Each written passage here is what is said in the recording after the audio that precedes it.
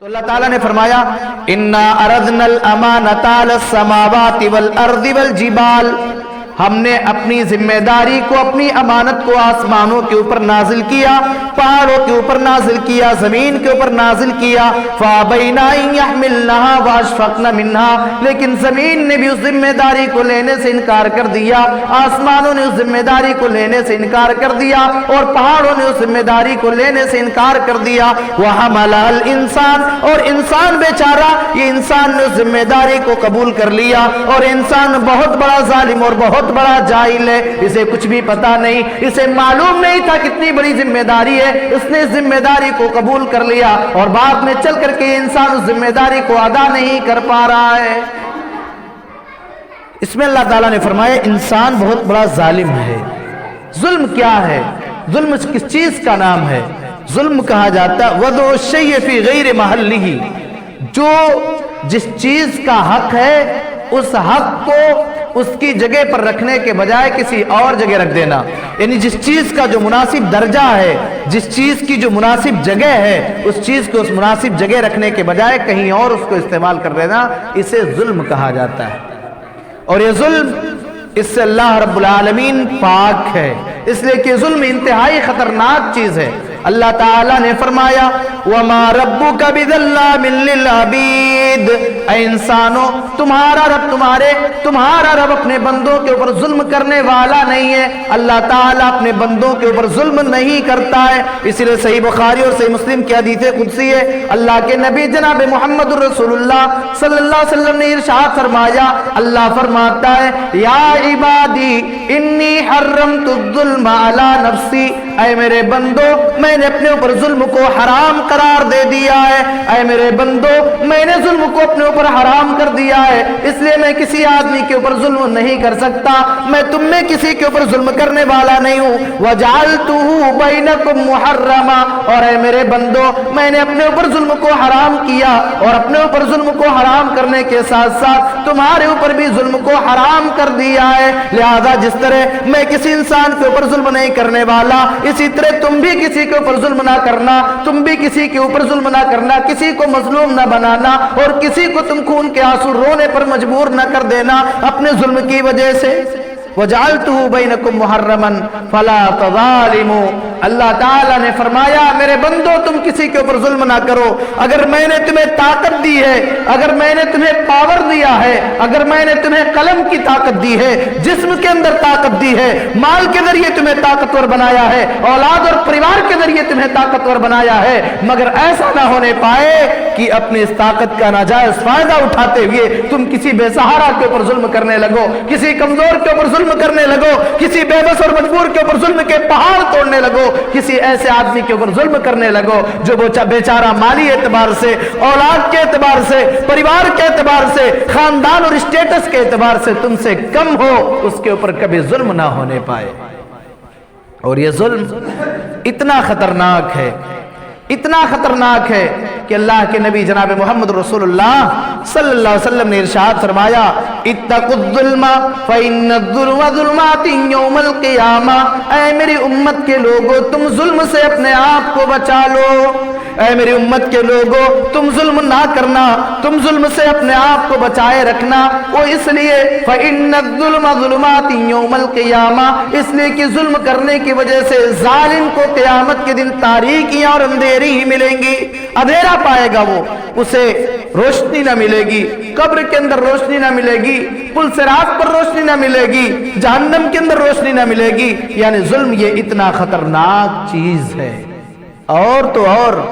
اللہ رب العالمین نے اسی لیے قرآن میں فرمایا میرے بندو انہو لا یفلح الظالمون، واللہ تعالیٰ تو ظالموں کو کامیاب نہ کرے گا، واللہ تعالیٰ کل قیامت کے دن ظالموں کو کامیاب نہ کرے گا۔ جس نے دنیا کے اندر ظلم کیا ہوگا، ظلم کی جو بھی شکل رہی ہوگی، جس بھی شکل میں اگر کسی نے ظلم کیا ہے تو ظالم اللہ کے یہاں کامیاب نہ ہوگا، ظالم اللہ کے یہاں نقصان اٹھانے والا ہوگا، ظالم اللہ کے گھاٹا اٹھانے والا ہوگا، ظالم اللہ کے یہاں خسارہ اٹھانے والا ہوگا، اور جو اللہ کے یہاں گھاٹا اٹھائے، جو اللہ کے یہاں خسارہ اٹھائے، اس کا ٹھکانہ جنت کے بجائے جہنم ہی ہوگا۔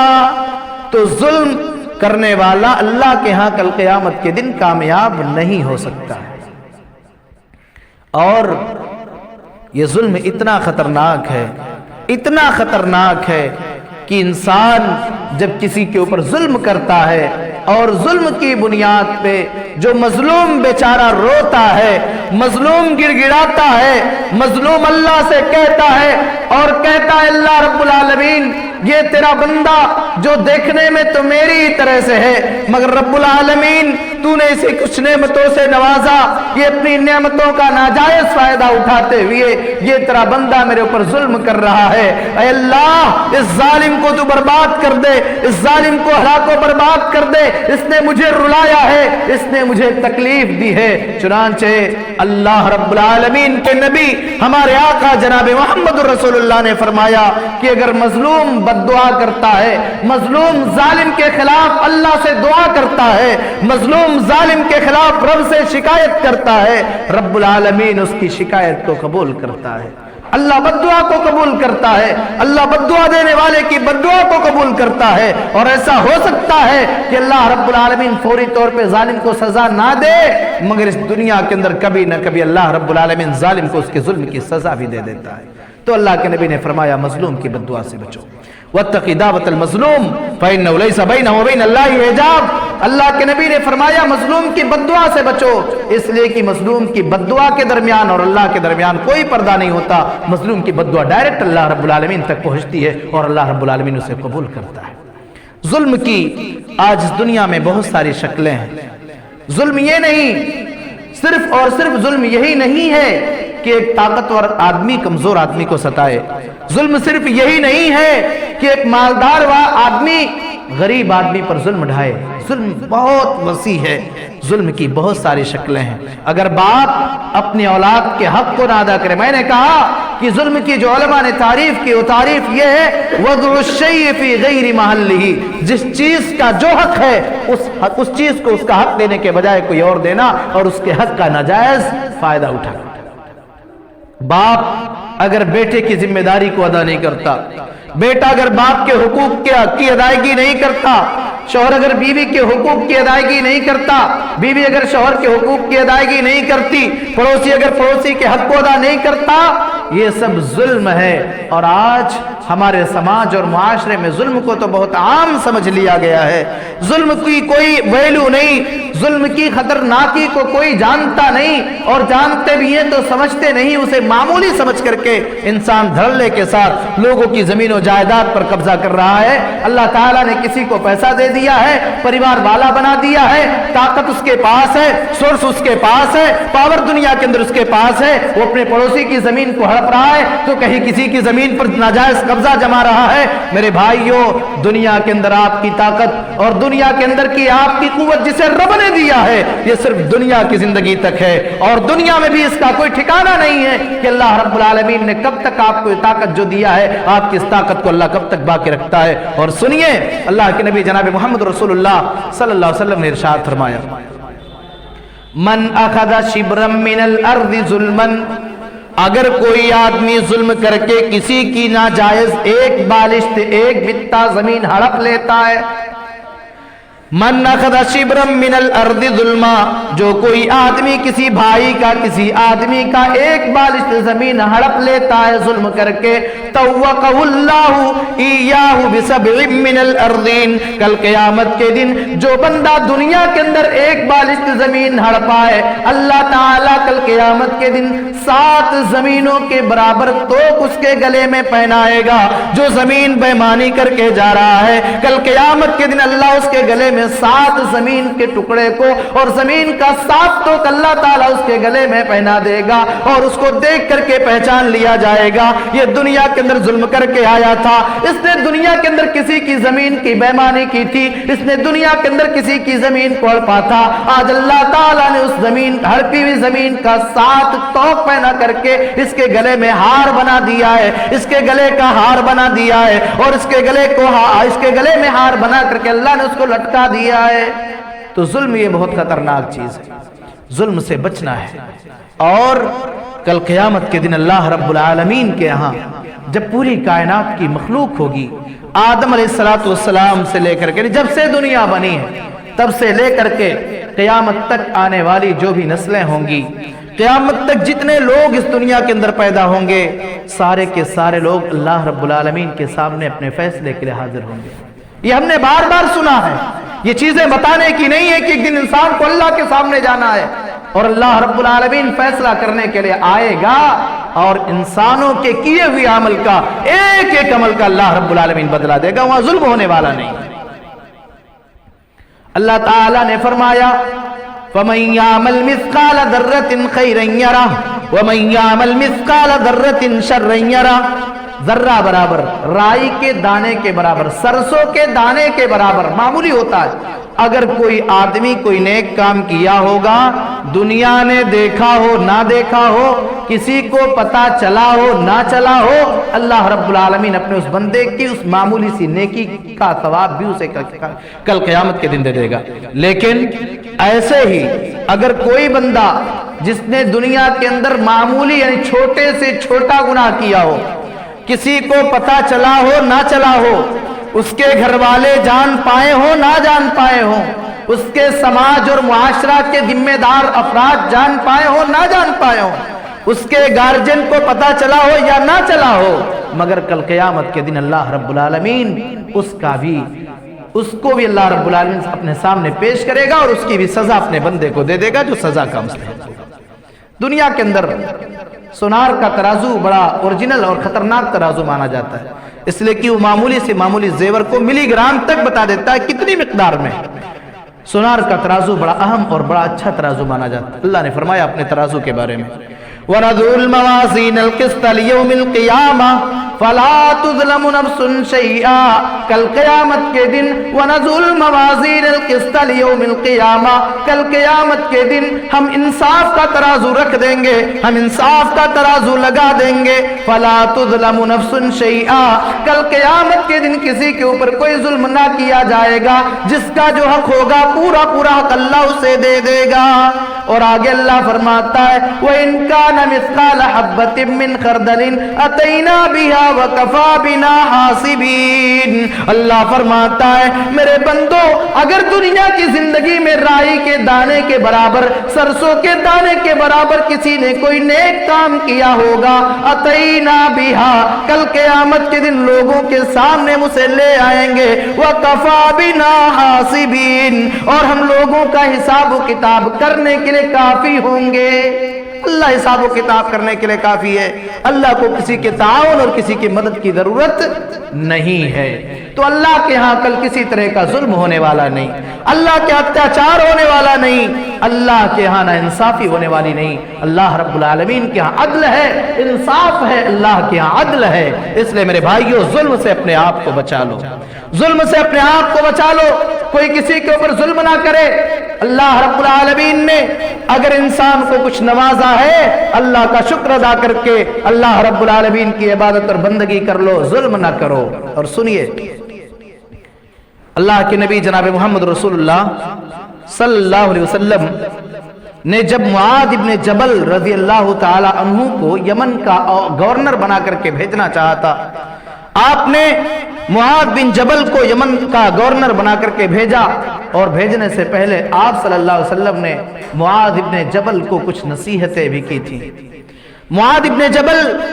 کو جب آپ یمن کا گورنر بنا کر کے بھیج رہے تھے، بہت کم دن اس کے بعد آپ کو اس دنیا کے اندر رہنا تھا۔ 5-6 مہینے کے بعد آپ صلی اللہ علیہ وسلم کا انتقال ہو گیا، مگر آپ جب معاذ ابن جبل کو بھیجنے جا رہے تھے، آپ نے معاذ ابن جبل سے کہا تھا، اے معاذ، امید ہے اور ممکن ہے کہ آج کے بعد پھر میری ملاقات تم سے نہ ہو سکے۔ میں تمہیں یمن کا گورنر بنا کر کے بھیج رہا ہوں، تم یمن جا رہے ہو، مگر اس بات کا امکان ہے کہ یمن جانے کے بعد پھر محمد رسول اللہ کی تم سے ملاقات نہ ہو۔ اور اے معاذ، تم اسی جگہ سے آؤ گے، جاؤ گے، میری قبر کے پاس سے جاؤ گے، مگر تم محمد رسول اللہ سے ملاقات نہیں کر پاؤ گے۔ اتنا سننا تھا کہ معاذ ابن جبل رونے لگے۔ یہ آپ کا الوداعی پیغام تھا، اور آپ اندازہ لگائیں کہ نبی کے صحابہ نبی کائنات جناب محمد رسول اللہ صلی اللہ علیہ وسلم سے کس طرح سے محبت کیا کرتے تھے کہ جب معاذ ابن جبل سے کہا تھا لعلی لا تلقانی بعدی، شاید اس بات کی امید ہے کہ آج کے بعد پھر تم مجھ سے کبھی مل نہ سکو گے، رونے لگے اور کہنے لگے اللہ کے نبی، معاذ ابن جبل کہنے لگے اللہ کے نبی صلی اللہ علیہ وسلم آپ مجھے یمن کا گورنر بنا کر کے بھیج رہے ہیں اور آپ کہہ رہے ہیں کہ اب پھر تم سے میری ملاقات نہیں ہو پائے گی۔ اے اللہ کے نبی کیا بات ہے، کیسا معاملہ ہے؟ آپ نے کہا مدینے کی طرف آپ نے اپنا رخ کیا اور اپنا رخ کرنے کے بعد آپ نے فرمایا معاذ ابن جبل رونے کی ضرورت نہیں ہے، ان اولابی المتقون، قیامت کے دن سب سے نزدیک میرے وہی ہوں گے جو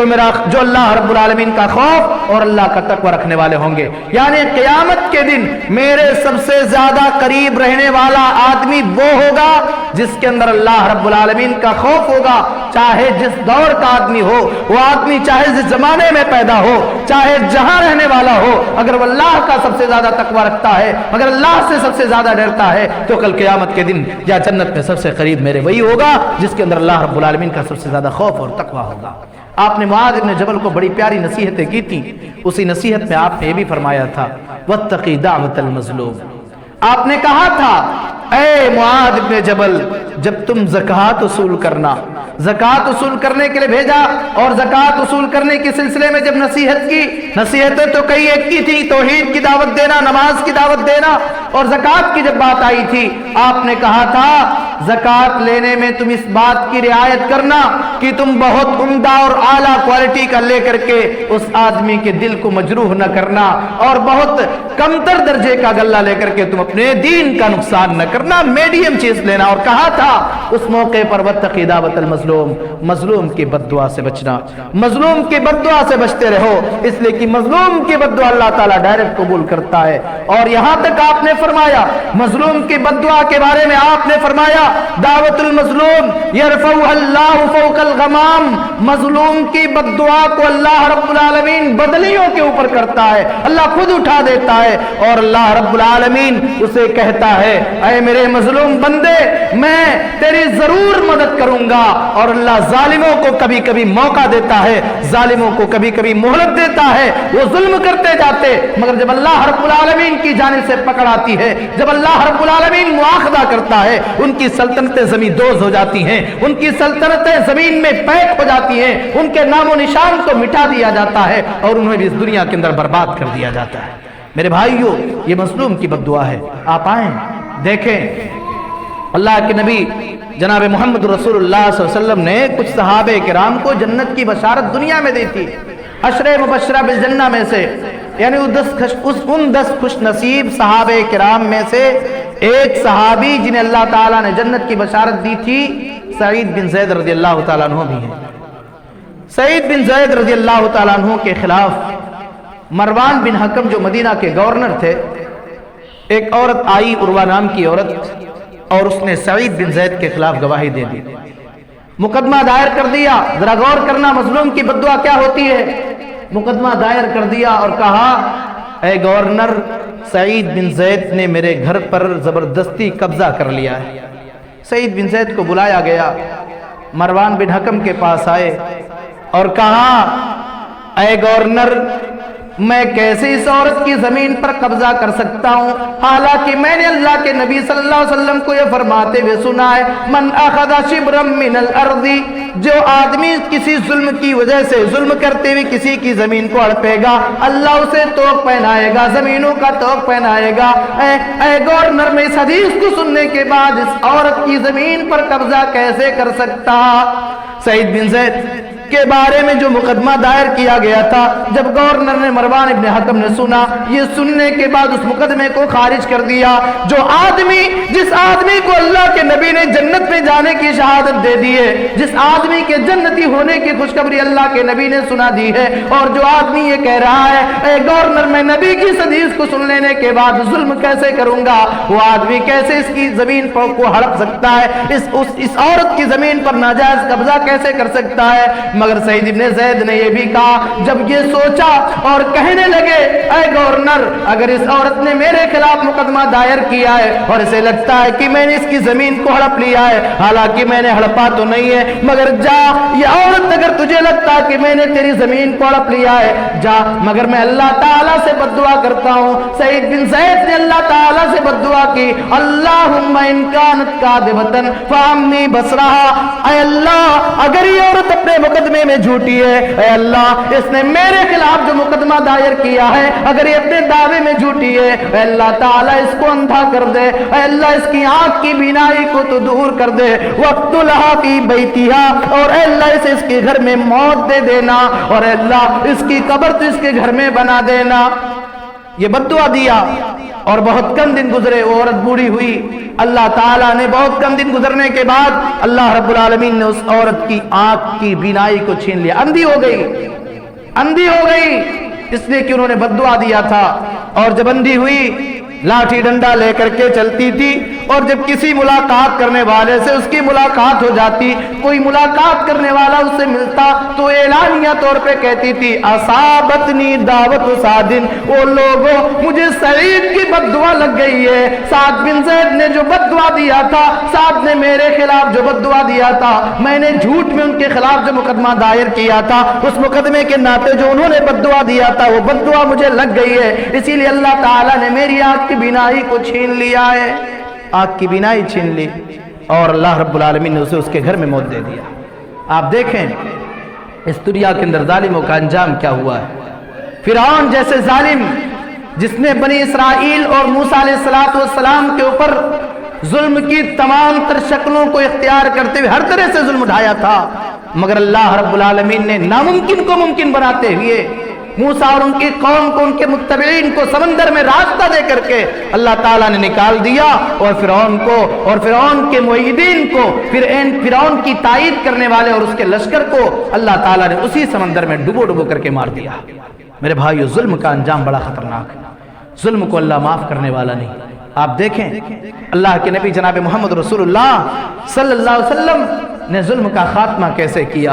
आपने फरमाया, उनसुर अखाका ज़ालिमन औ मज़लूमा, अगर तुम्हारा भाई जालिम है उसकी मदद करो, अगर मजलूम है तब भी उसकी मदद करो। सहाबा ने कहा, अल्लाह के नबी, मजलूम हो मेरा भाई और उसकी मदद करें तो बात तो समझ में आती है कि बेचारा मजलूम है, उसके ऊपर जुल्म ढाया जा रहा, मदद किया जाए। अल्लाह के नबी, जालिम की मदद करने का क्या मतलब है? आपने फरमाया, जालिम का ताउन, और जालिम की मदद इस एतबार से करो कि तुम जालिम को समझाओ कि तुम किसी के ऊपर जुल्म ना ढाओ, जालिम को जुल्म करने से रोको, और अगर रोकने की ताकत ना हो तो कम से कम दिल में बुरा समझो और ये समझो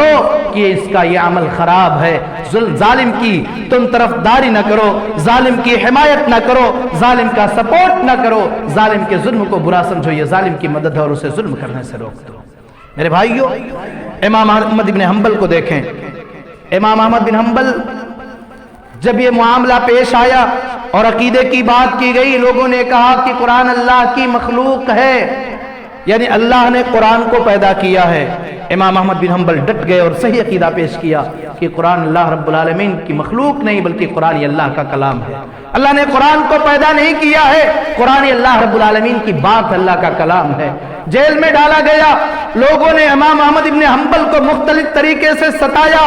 मगर जेल में रह करके, जेल की काली और तंग कोठरी में रह करके इमाम अहमद इब्न हंबल ने उसके मेन और उसके सरदार के खिलाफ अल्लाह से बद्दुआ दी थी। चुनांचे इमाम अल्लाह से बद्दुआ की थी और इमाम अहमद बिन हंबल की बद्दुआ को रब्बुल आलमीन ने कबूल किया। इमाम अहमद इब्न हंबल को जेल में पहुंचाने में, इमाम अहमद इब्न हंबल रहमहुल्लाह को तरह तरह की तकालीफ में मुब्तला करने में जिसका अहम रोल और किरदार था, अल्लाह रब्बुल आलमीन ने इमाम अहमद इब्न हंबल की बद्दुआ को कबूल किया और उस आदमी को ऐसी मर्द और परेशानी में मुब्तला किया कि आधा उसके बदन का आधा हिस्सा मफलूज हो गया।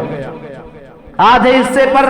अल्लाह रब्बुल आलमीन ने बारिश का अटैक कर दिया और आधा हिस्सा जख्मी हो गया। आधा जख्मी हो गया, आधा हिस्सा जिस्म का जो था उस पे फोड़े और फुंसी और जख्म हो गए, चीखता और चिल्लाता और लोग घिन महसूस करते रहे। और आधा हिस्सा ऐसा हुआ جس پر فالج کا اٹیک ہوا، وہ کہہ رہا تھا جسم کا آدھا حصہ ایسا ہے کہ اگر میرے جسم کے حصے کو قینچی سے کاٹ دیا جائے تو مجھے پرواہ نہیں، مجھے احساس تک نہیں ہوگا۔ اور وہ کہتا تھا کہ مجھے امام احمد ابن حنبل کی بد دعا لگ گئی۔ میرے بھائیو، کسی کے اوپر ظلم نہ ڈھاؤ، ظلم نہ ڈھاؤ۔ اگر ظلم ڈھاؤ گے اور اللہ نہ کرے ظالم نے اگر بد دعا دے دیا تو پھر سمجھ لو ظالم کے خلاف اگر مظلوم نے اللہ سے بد دعا کر دی تو پھر ظالم کی زندگی تباہ ہو سکتی ہے، دنیا میں بھی برباد ہوگا اور آخرت میں بھی برباد ہو جائے گا۔ ایک آخری بات بتا کر کے اپنی بات کو ختم کروں گا۔ اللہ کے نبی جناب محمد رسول اللہ صلی اللہ علیہ وسلم نے ارشاد فرمایا، یوں تو آپ جان لیں اللہ رب العالمین کو تمام گناہ ناپسند ہیں، کوئی بھی گناہ ایسا نہیں ہے جو اللہ رب العالمین کو اچھا لگے، اللہ اسے پسند کرے، لیکن کچھ گناہ ایسے ہوتے ہیں جن گناہوں کی سزا اللہ تعالیٰ آخرت میں تو جو دینا ہے وہ دے گا ہی، مگر دنیا میں بھی اللہ تعالیٰ ان گناہوں کی سزا دے دیتا ہے۔ ان میں سے دو گناہ سر فہرست یہ ہیں، ایک گناہ الباغی، ظلم ڈھانا۔ اگر کوئی کسی کے اوپر ظلم کرتا ہے تو اس کی سزا اللہ مرنے سے پہلے اسے دنیا میں دے دے گا، اس کی اولاد برباد کر دے گا، اس کے مال و دولت کو تباہ و برباد کر دے گا، یا سزا کی جو بھی شکل ہو جائے۔ اور دوسرا گناہ جو ہے جس کی سزا اللہ تعالیٰ دنیا میں دے دیتا ہے وہ ہے قطیعۃ الرحم، صلہ رحمی کے بجائے قطع رحمی کرنا، رشتوں کو ناتوں کو جوڑنے کے بجائے رشتہ ناتا توڑنے والوں کو اللہ رب العالمین اس دنیا میں سزا دیتا ہے۔ میرے بھائیو، یہ پیغام میں آپ کو پھر دینا چاہتا ہوں، اپنے آپ کو ظلم سے بچا لو، کسی طرح کا ظلم نہ ڈھاؤ اور